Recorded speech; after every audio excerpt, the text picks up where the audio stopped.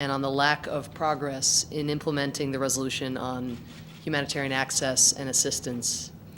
It will hardly be news to you, but it is worth stating simply and unequivocally the Syrian government has utterly failed to comply with UN Security Council Resolution 2139. Valerie Amos's briefing today reaffirmed what the UN report itself made abundantly clear with tremendous detail, namely that the Syrian government remains the biggest obstacle to the delivery of humanitarian assistance. The Assad regime's murderous appetite for deploying artillery, barrel bombs, and airstrikes against civilians in Syria, despite this council's specific call that these types of attacks stop, is the number one factor driving displacement and the broader humanitarian crisis. A month ago, this council spoke with one voice, unified in the shared conviction that all parties must end all forms of violence, lift all sieges, allow for the immediate delivery of humanitarian assistance, and cease depriving civilians of life-saving food and medicine. Yet the Syrian government continues to besiege 175,000 civilians. It has allowed only a trickle of assistance on a case-by-case basis to the 3.5 million people struggling in hard-to-reach areas, a figure that has increased by an alarming 1 million since the beginning of this year. And it is the sole reason for the lack of progress in cross-border assistance.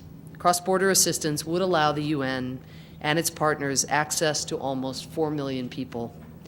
Additional crossing points for the UN and humanitarian partners along the Turkish border would open access to 3.35 million people in Aleppo and Idlib governorates. And crossings from Jordan would mean life-saving aid to hundreds of thousands more. What we see from the Syrian government instead, something the UN report has made clear, is that it continues to use administrative snares to cripple UN field missions. Security officials repeatedly hold up convoys at checkpoints, postpone access dates, and at least in one instance, outright refuse the delivery of medical supplies to areas that were not under government control.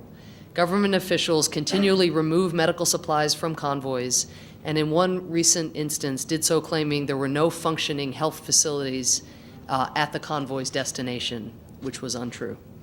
The Assad regime's predations and bureaucratic stalling contrast with the moderate opposition's avowal to help. You're aware from the report that the coalition president Jarba pledged the compliance of both the Syrian opposition coalition and the Free Syrian Army to the resolution.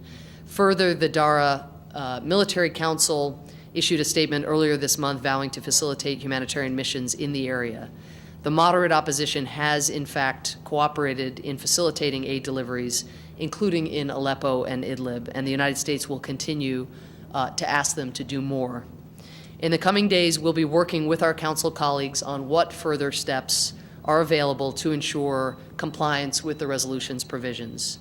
We are obliged to pursue action not just by the seriousness with which we approach our Security Council mandate and the commitments we make, but also, of course, out of a basic sense of decency. Thank you, and I'd be happy to take a couple questions.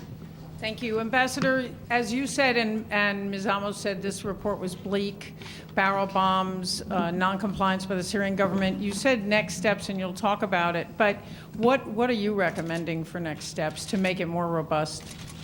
Well, again, this is a consultation. There's nothing that I can do and that we can do unilaterally to make the council do what we want. And so we are engaging in consultations. We've begun those consultations as soon as we receive the report. I think you heard from the council president the overwhelming reaction to the report, the grave disappointment, the recognition that hopes were raised in Syria among the Syrian people by the council coming together in the way that we finally did after 3 years, and the need to follow through on the commitments that we've made. So I can't make any commitments. It's a negotiation. Ambassador, you said that it was clear from the briefing that the government is the primary obstacle to the delivery of aid and that the moderate opposition is in fact cooperating. Was this the was this the impression that Ms. Amos gave in her briefing today? I mean, is this is this your interpretation, or is this one that she would agree with? I wanted to ask her this, but she left before I could get the question. Yeah. Well, I would urge you to follow up with her because I'm not going to characterize her view. I will say that if you just